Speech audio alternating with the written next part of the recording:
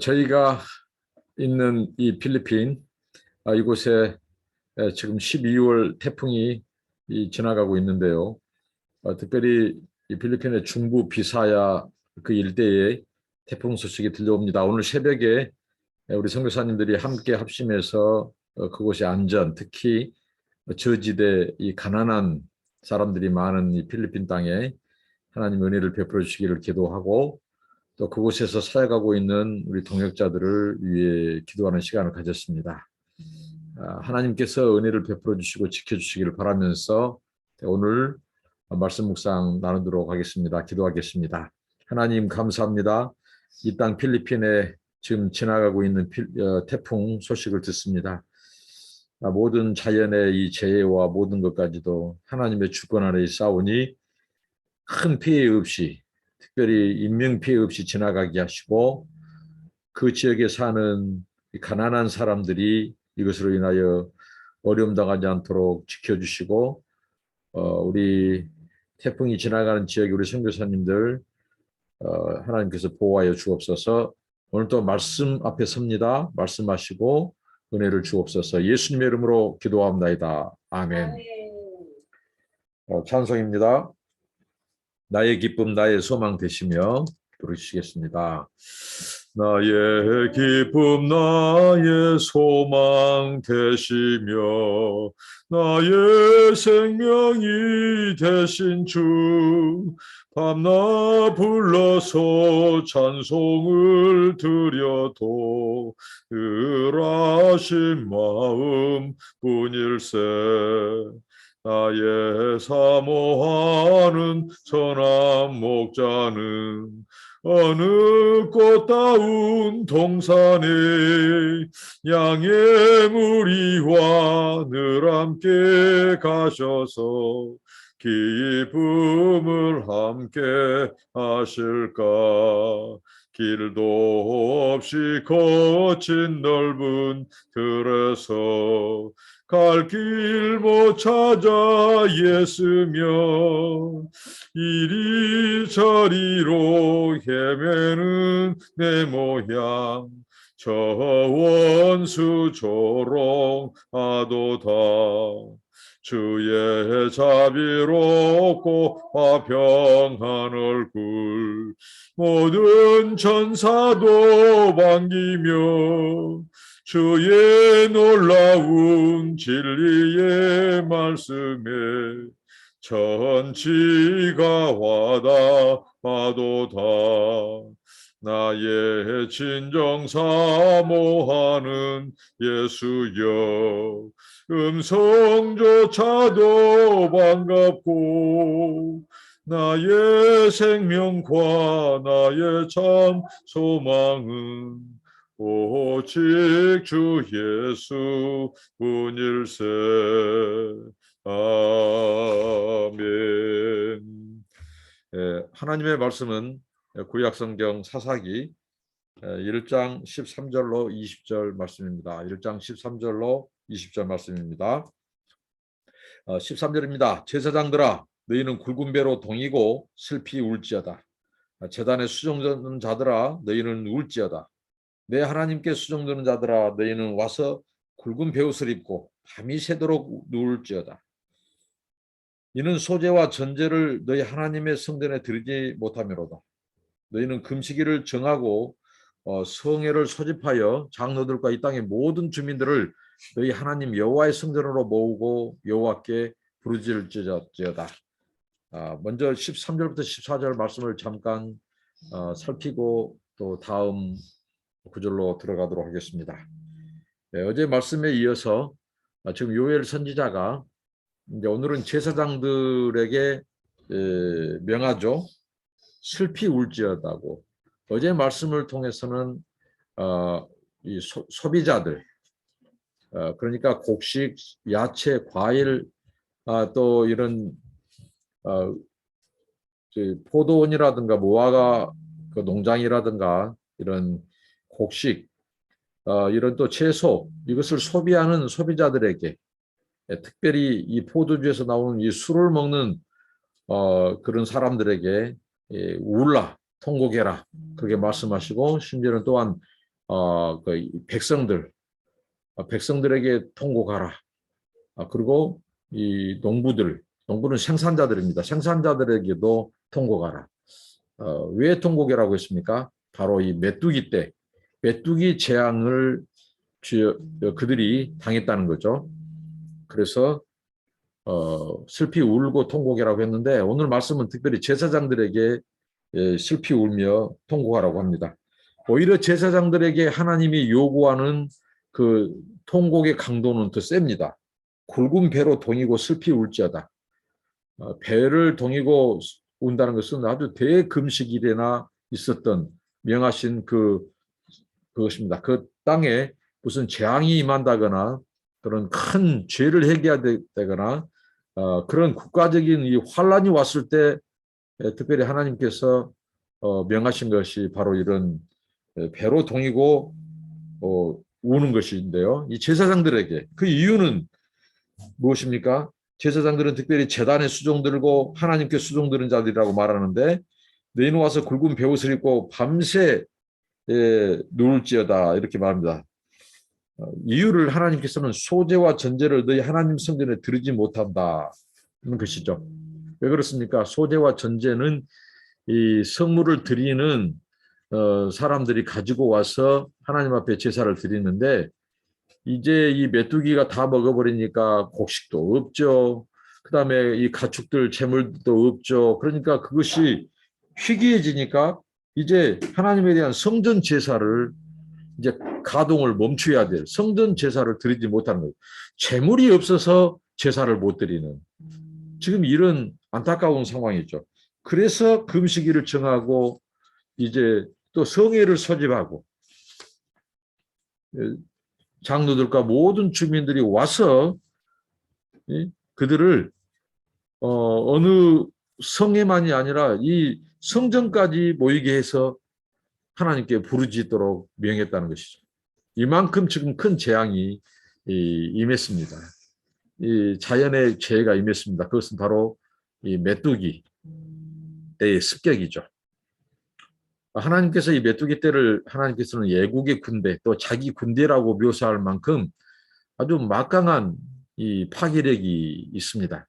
그 소산을 다 먹어버리니까 이렇게 당시 경제적인 타격뿐만 아니라 또 사회적인 혼란뿐만 아니라 그들의 이 종교 어떻게 보면 하나님께 대한 제사마저도 재물이 없어서 드릴 수 없는 이 안타까운 상황 속에서 그 당시 백성들을 위해서 기도하고 하나님의 성전 제사를 감당하는 제사장들에게 하나님들은 그들이 이때야말로 정말 이정표를 제시해라. 영적인 이정표를 제시하라.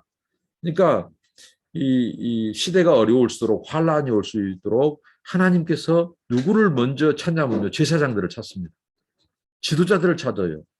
정치 지도자들보다도 영적인 지도자들이 먼저 이 시대에 깨어서 하나님께서 왜 이런 재앙을 보내는지, 왜 허락했는지, 하나님은 무엇을 원하는지 이것을 백성들로부터 구비시켜야 돼요. 준비시켜야 돼요. 어떻게 해요? 모여서 성회로 모이고 금식일을 선포하고 기도하게 만들고 또 회개할 것 회개하게 만들고 이 굵은 베옷을 입는 것은 회개와 특별히 관련되어 있죠. 회개와 각성 그리고 슬퍼하는 거죠. 통곡하는 거죠. 하나님께 부르짖는 거죠. 그러니까 이런 자해재해라든가 어려움이 왔을 때 하나님의 백성들이 해야 될 것은 무엇이냐면 부르짖는 겁니다. 하나님께 부르짖는 것을 통해서 왜 이런 일이 우리 시대에 하나님이 있어야만 하고 무엇을 가르치고 무엇을 말씀하려고 그러신 이걸 제사장들, 영적인 지도자들이 해줘야 돼요. 그래서 하나님께서 이들에게 통곡을 가르칩니다. 그래서 말씀을 넘어갑니다. 그 다음에 15절로부터 20절까지는 이제 이 자연재해와 이 여호와의 날이라고 하는 것을 말씀하시는데요. 15절부터 20절까지는 특별히 탄식과 기도에 대해서 나옵니다. 슬프다 그날이여 여호와의 날이 가까웠나니 곧 멸망같이 전능자에게로부터 이르리로다. 먹을 것이 우리 눈앞에 끊어지지 아니하였느냐. 기쁨과 즐거움이 우리 하나님의 성전에서 끊어지지 아니하였느냐. 씨가 흙덩이 아래에서 썩어졌고 창고가 비었고 곡간이 무너졌으니 이는 곡식이 시들었음이로다.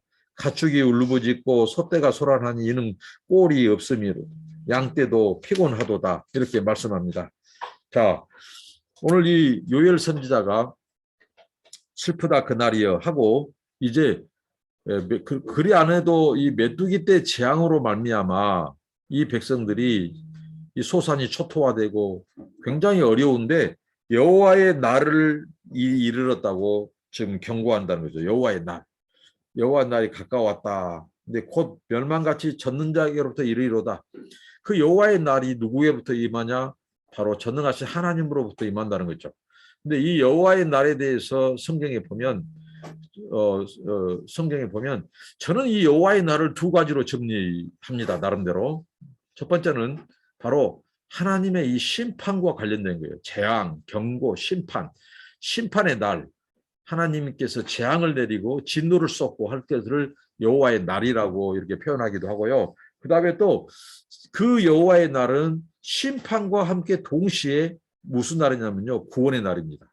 그러니까 하나님께서는 은혜 받을 자에게는 그 날이 오히려 하나님의 약속의 날이 되는 것이고 구원의 날이 되는 겁니다. 그러니까 이게 동전의 양면처럼 하나님 심판의 이중성입니다. 이중성. 양면성이죠. 그러니까 하나님이 진노를 쏟는 날에 하나님께서는 악인들과 불순종한 자들, 우상 숭배자들, 하나님의 명령을 어기는 자들, 하나님의 주권을 거스른 자들, 그들에게는 여호와의 날이 진노와 심판으로 임하지만 하나님의 말씀에 순종하고 하나님을 두려워하고 경외하고 하나님을 순종하는 말이죠. 그런 자들에게는 하나님이 은혜와 긍휼을 베풀어요. 그래서 그들을 구원한다고요. 그런 심판 속에서 환난 속에서 건져내요. 그러니까 그날은 그들에게는 은혜의 날이요. 그들의 이 억울함을 풀어주는 신원의 날이요. 하나님이 구원해 주신 구원의 날이라는 거죠. 은총의 날입니다. 그러니까 이 여호와의 날의 이중성. 제가 논문을 쓴다면 여호와의 날의 이중성이라고 한번 써보고 싶어요. 바로 이런 것입니다. 근데 오늘 여기 보면 여호와의 날이 가까웠다고 하는 것은 특별히 하나님의 심판에 대한 경고, 재앙에 대한 경고를 말해주고 있습니다. 그래서 크게 세 가지를 말하죠. 이 먹을 것이 눈앞에 끊어졌다. 그렇지 않아도 지금 이 메뚜기 때의 습격으로 인하여 모든 것이 초토화됐는데 그래서 이 눈앞에 이 먹을 것이 없는데 이제 또 여호와의 날, 이 심판, 재앙이 임하면 이 메뚜기 때의 습격이 하나님의 이 여호와의 날의 전조, 여호와의 날의 중요한 어떻게 보면 서막을 여는 것이죠. 이것이 관련이 있어. 그래서 모든 것이 눈앞에서 끊어졌는데 무엇이 끊어지냐? 바로 사람들의 기쁨과 즐거움이 사라진다는 거죠. 근데 그 기쁨과 즐거움이 하나님의 성전에서 끊어진다는 거죠. 하나님의 성전에서. 왜 그럴까요? 하나님께 제사 드리고 하나님 앞에 은혜를 받고 그럴 때 사람들이 이제 죄사함을 받고 하나님과 화목하게 되고 또 그러면서 하나님이 주신 기쁨, 즐거움이 회복되고 감사가 회복되고 그런단 말이죠.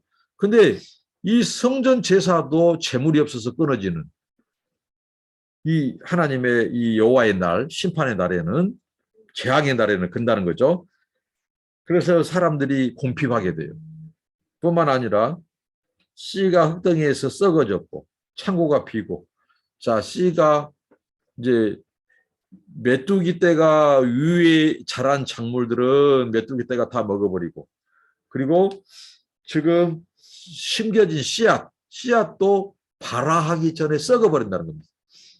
그게 비가 많이 와서 그러든 아니면 이상 현상 때문에 그러든 아무튼 씨가 썩게 되는 그러니까 이제 어떻게 하죠? 추수할 것이 없어요. 여호와의 날, 심판의 날, 하나님의 재앙의 날, 추수할 것이 없어요. 그러면 어떻게 되죠? 여기 보면 창고가 비게 되고 곡간이 무너졌다. 그 기능을 할 수 없다는 거죠. 소출이 없으니까. 이는 곡식이 시들었음이로다. 자, 이렇게 곡식들도 그렇고, 그 다음에 사람들도 기쁨과 즐거움이 없고, 그 다음에 그 뒤로는 가축들도 울부짖어요. 여호와의 날, 심판의 날, 재앙의 날에는. 그리고 소떼가 솟아나고, 왜 소떼가 막 솟아날까요? 꼴이 없다고 말합니다. 양떼도 피곤합니다. 왜? 먹을 것이 없습니다. 풀이 없어요. 곡식도 자랄 수 없어요. 이런 총체적인 이 현상, 이런 탄식은 사람들도 기쁨과 즐거움이 없고 대신 탄식, 그리고 이 창고도 비고 심지어는 곡식도 이 씨도 자라지 못하고 썩어버리고 소와 가축, 양 이들도 먹을 것이 없어서 꼴이 없어서 밥 달라고 아우성되고 모든 것이 고피하는 거죠. 경제적 타격뿐만 아니라 사회적인 혼란, 가축들도 힘들고 사람들이 성전 제사가 중단되니까 재물이 없어서 하나님께 제사를 못 드리니까 기쁨과 즐거움과 평안이 없어요. 지금 이런 상황입니다. 그래서 이 자연재해, 과연 이게 그냥 자연적인 현상인가? 아니라는 거죠. 여기에 요엘 선지자는 신학적인 해석을 하는 거죠. 이게 여호와께로부터 임한다는 거죠. 여호와께로부터 왔다는 것입니다. 그냥 평범한 자연재해, 자연현상이 아니라는 것입니다. 자연재해. 여기에 하나님의 메시지가 있다고 하는 것입니다.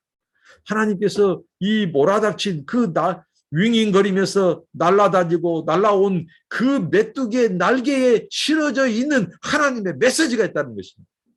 이게 시대적인 하나님의 경고의 메시지가 있다는 것입니다. 재앙 속에, 메뚜기 재앙 속에. 그리고 여호와의 날에 임하게 닥치게 될 그 진노, 그 심판 속에 이 곡식이 썩어버리고 씨앗이 썩어버리고 또 곡식이 자라지 않고 추수가 안 되고 땅에 떨어져 버리고 말라버리고 이 모든 것에 무엇이 있다고요?